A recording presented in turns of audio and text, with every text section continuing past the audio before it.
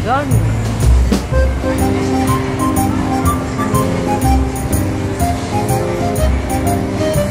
Boy, benvenuto.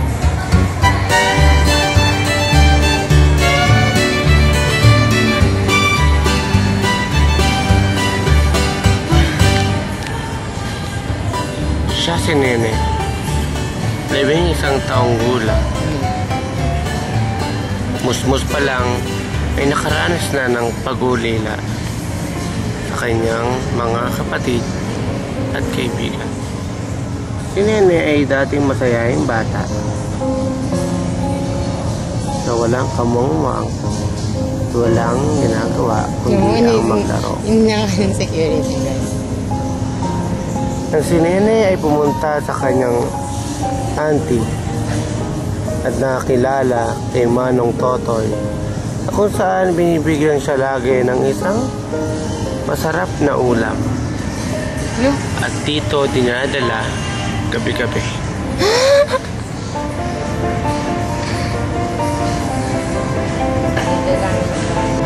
Pagkain, kagamitan,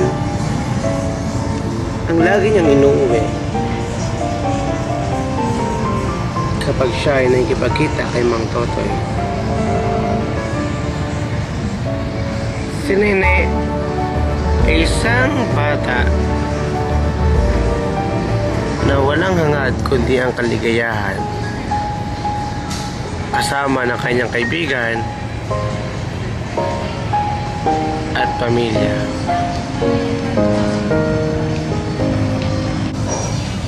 Habang naglalakad siya sa damuhan na kung saan din siya nakatira, at si Mang Totoy naman ay lasing na patungo sa kanyang bahay. Nahanap kung saan si Nene nakatira upang siya ay puntahan. Nang mahanap ni Mang Totoy ang tirahan na kung saan si Nene ay nininirahan kasama na kanyang auntie.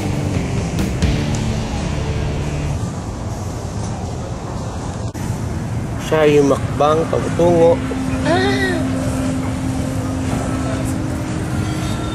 sa tahanan ni Nene. Muli, pagkain, kagamitan, ang dala-dala ni Mang Totoy upang bigyan si Nene. Ang di alam ni Nene, isang gabi ay maniningil na si Mang Totoy sa kanyang mga ginawa. Tinakbo ni Mang Totoy ang daan patungo sa bahay ni Nene. Hinahanap si Nene. Nung nakita niya tumatakbo palayo si Nene, ay gali-gali siyang tumakbo. Mang Totoy!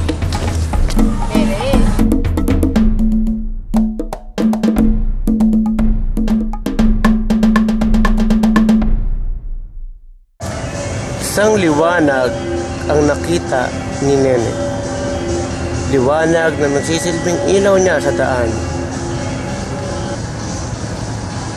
Nagtaka siya kung bakit naroon ang isang ilawan sa gitna ng kadiliman.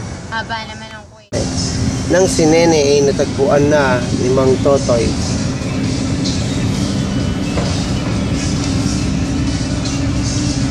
siya ay pinagsamantalahan hanggang siya ay mawala ng malay.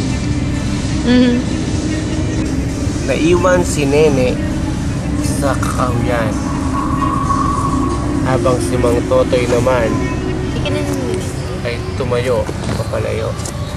Tumayo na boys. Nang makabalik si Nene sa kanyang tirahan, siya ay lumuluwa at umiiyak. Nag-iisip si Nene kung paano at bakit nagawa ni Mang Totoy sa kanya ang lahat ng yon. Lahat ng gamit, pagkain, meron palang kapalit para sa kanya.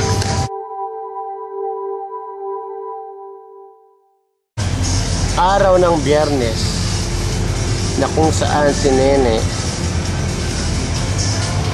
ay naglalakad patungo sa maraming tao. Tinitignan niya ang lahat ng kapaligiran, lahat ng klase ng tao habang siya ay lumuluya. Krispy Kreme. Dumaan ang ilang buwan at nalaman ni Nene na siya ay nagdadalang tao. Okay. Nagawa kami ng step. Ngayon si Nene ay nangungulila kasabay ng kalungkutan ng nararamdaman niya.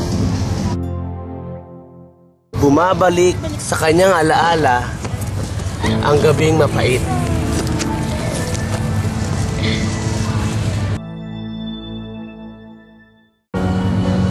Matapos ng panganak ni Nene ang kanyang sanggol, siya ay namasukan bilang tagapamahala ng isang restaurant.